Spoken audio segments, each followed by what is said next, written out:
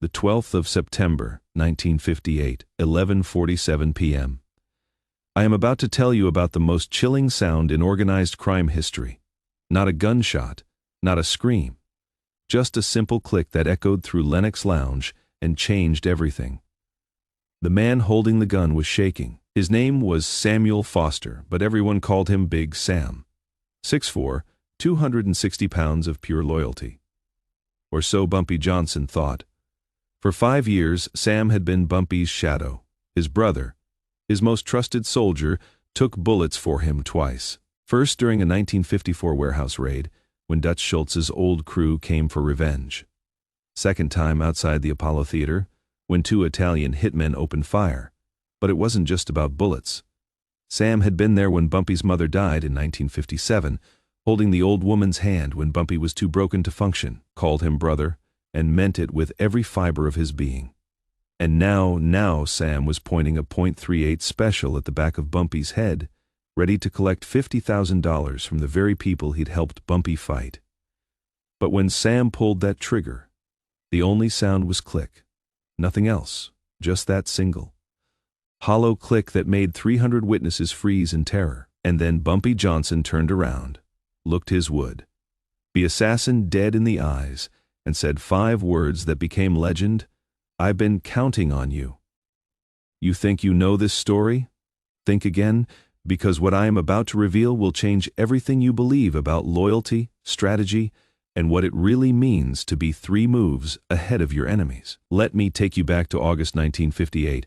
Harlem was under siege. The Italian families had been circling like vultures for months, trying to crack the numbers racket that Bumpy controlled. Numbers was the lifeblood of Harlem. Poor folks betting nickels and dimes that added up to millions every week. They'd tried everything.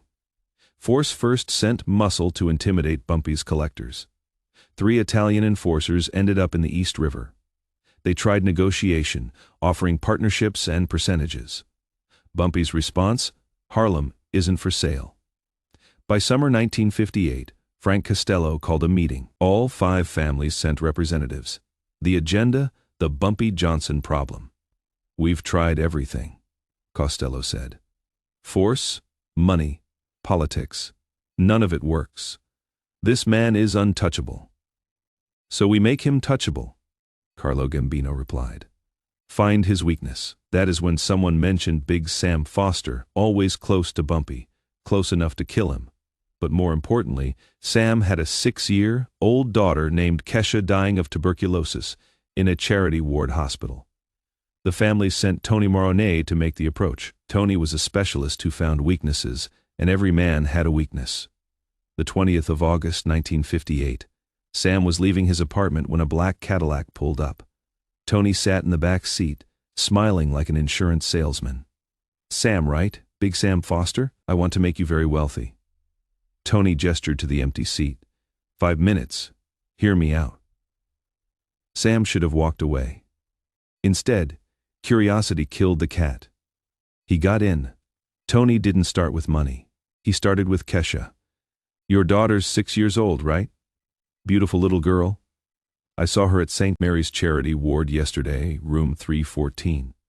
Tuberculosis is a terrible disease, especially for children. The way she struggles to breathe. Sam's blood went cold. You stay away from my family. Easy, Sam. I am not threatening anyone. I am offering salvation. Tony opened a briefcase filled with neat stacks of $100 bills. More money than Sam had ever seen in one place. $50,000. Enough to get Kesha into the best private sanatorium in Switzerland. Enough to save her life. Sam stared at the money. What do you want? 1 bullet. The 12th of September. Bumpy Johnson dies. Your daughter lives. Tony painted a picture of Sam's future. The best doctors for Kesha, a clean, safe neighborhood, a legitimate business. No more looking over his shoulder. And if I say no? Sam asked. Tony's smile never wavered. Then Kesha dies slowly in that charity ward, because that is how this life ends. Sam, the only question is whether you die rich or poor. Sam got out without saying a word, but the briefcase stayed, the money visible, tempting. 50 stacks of hundreds, each one representing another day of life for his daughter. That night, Sam couldn't sleep. He kept seeing two faces, Kesha's pale, struggling form in that hospital bed, and Bumpy's trusting smile from earlier that day.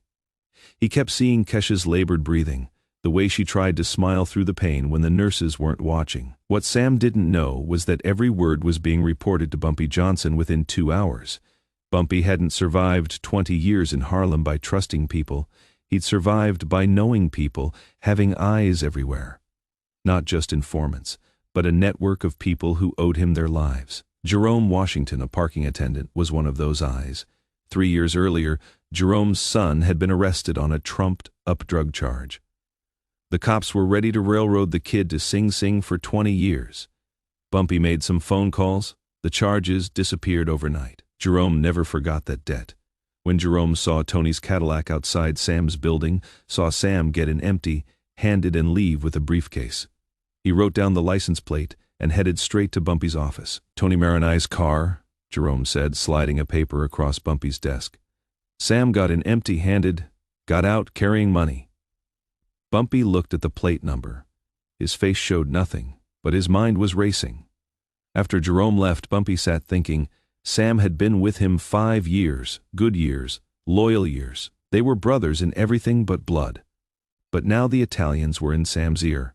And desperate men make bad choices. Most bosses would have killed Sam immediately. But Bumpy Johnson wasn't most bosses.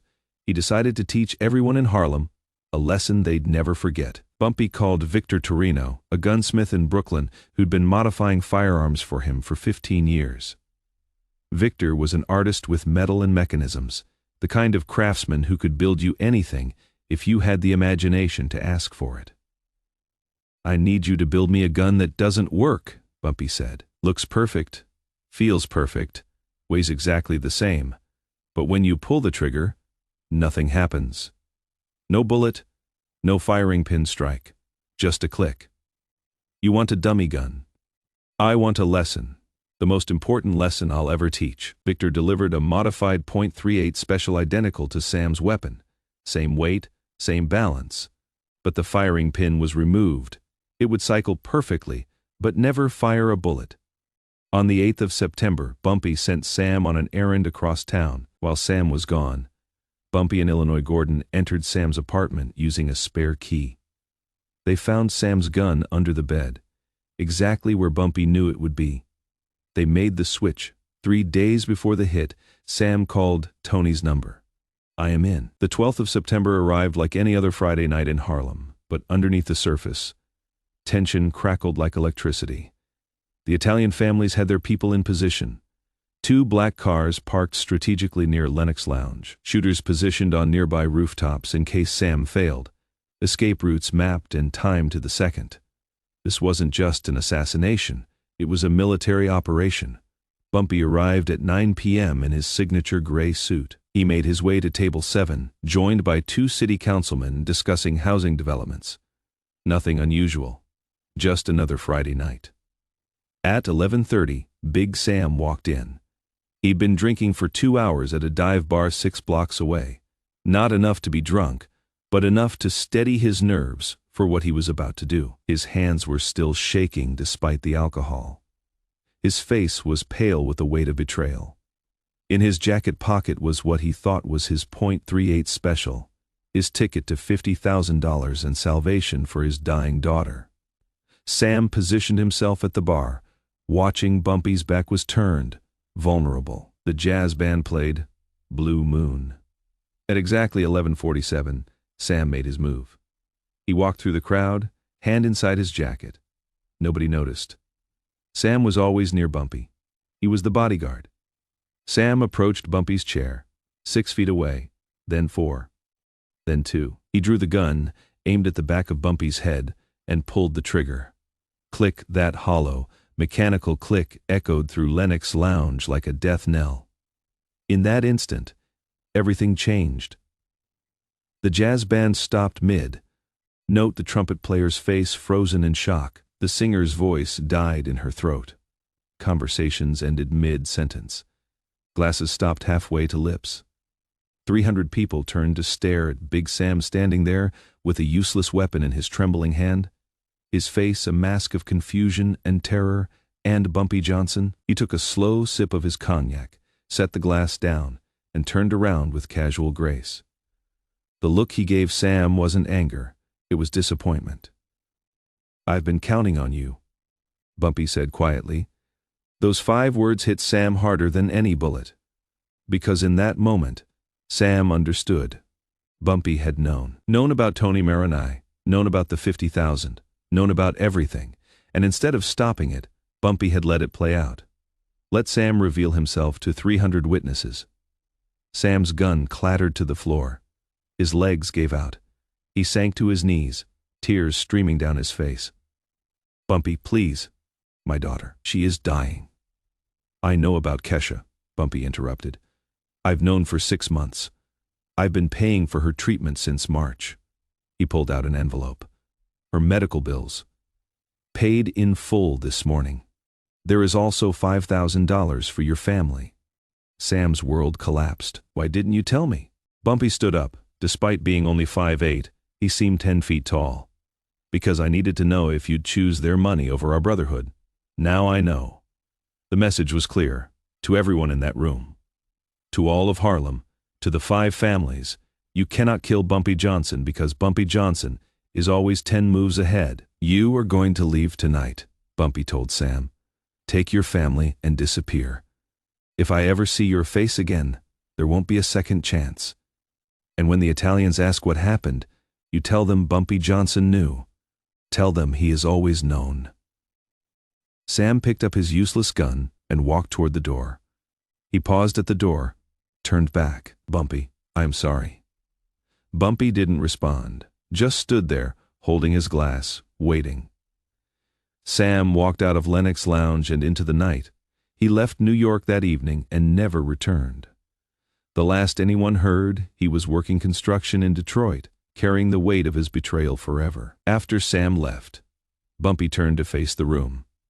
300 people stared at him in absolute silence, still processing what they had just witnessed.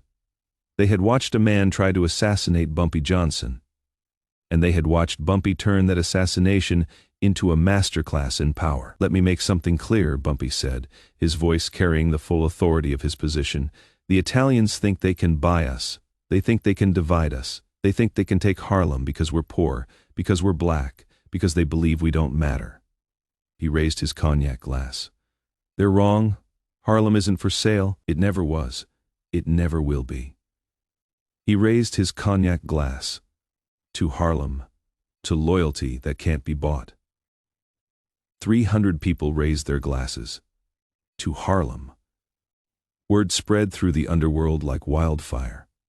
By dawn, every mobster from Boston to Baltimore knew the story. Bumpy Johnson had known about the assassination plot for 3 weeks. He had let it play out exactly as the Italians planned. He had made a traitor reveal himself in front of 300 witnesses, and he had done it all without spilling a single drop of blood. The 5 families called an emergency meeting. Carlo Gambino said something nobody expected. "We can't beat this man. Every move we make, he has already seen it coming. We leave Harlem alone." For the first time in organized crime history, the 5 families backed down without firing a shot. The most dangerous weapon isn't a gun.